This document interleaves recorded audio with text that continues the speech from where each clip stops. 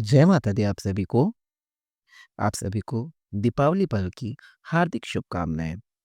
माता लक्ष्मी हम सभी के घरों में अपना आशीर्वाद बनाए रखें और आने वाला साल अर्थात 2026 हम सभी के लिए मंगलमय और खुशियों से भरा हुआ हो।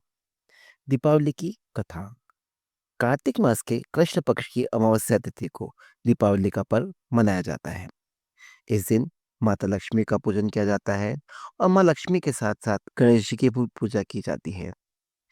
दीपावली के दिन की जाने वाली कथा। एक गरीब किसान था। दिवाली आने वाली थी, तो उसने अपने घर की साफ-सफाई की और घर का सारा सामान निकाल कर बाहर छज्जे पर रख दिया। उसने सोचा सफाई करने के बाद अंदर जमा लूँगा।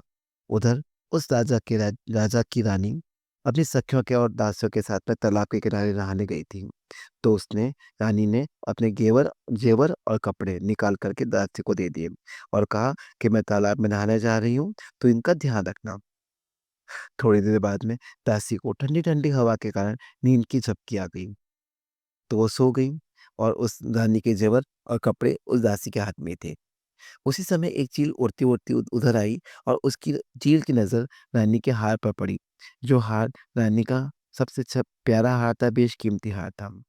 चील उस हार को चोंच में दबाकर लेकर उड़ गई। जब वो उड़ती-उड़ती उस किसान की झोंपड़ी से जा रही थी, तो उसे छज्जे पर एक मरा हुआ साँप दिखा। उसने उस चंद्रहार को छज्जे पर छोड़ दिया और मरा हुआ सांप लेकर के उड़ गई। किसान साफ-सफाई करके सामान वापस जमाने लगा, तो उसे चंद्रहार मिला। उसने आश्चर्य किया कि मेरे घर इतना कीमती हार कौन रख गया? उसे ध्यान आया कि कचरे में एक मरा हुआ सांप था, उसके कारण ऐसा हुआ है। वह यह सोच ही रहा था कि उधर राजा का ढिंढोरा आ गया कि रानी जी का हार चोरी हो गया है। जिस किसी को भी मिले तो वो दे दे, उसे मुँह माँगी रकम दी जाएगी। वह रानी का सबसे प्यारा हार है, सबसे प्रिय हार है। यह सुनते ही किसान ने सोचा कि ये चंद्रहार रानी जी का है और मैं अभी दरबार में जाकर राजा को सारी इस बात सच-सच बता दूँगा। राजा यह सुनकर व देखकर बहुत खुश हुआ और बोले कि बोल तुझे क्या इनाम दें? हम बहुत खुश हैं। गरीब किसान बोला, राजा मुझे तो कुछ नहीं चाहिए, बस आपकी कृपा चाहिए। राजा जी बोले, नहीं कुछ तो माँग। तो किसान बोला, यदि आप देना ही चाहते हैं, तो सारे राज्य में ढिंढोरा पिटवा दें कि दीपावली के दिन किसी के घर में भी रोशनी नहीं हो, बस मेरे घर में दिया जलेगा। राजा बोला, बस इतनी सी बात? जा ऐसा ही होगा। और उन्होंने पूरे राज्य में ढिंढोरा पिटवा दिया कि आने वाली दीपावली के दिन कोई भी अपने घर में दिया नहीं जलाएगा, रोशनी नहीं करेगा। अगर किसी ने ऐसा किया तो उसे दंड दिया जाएगा।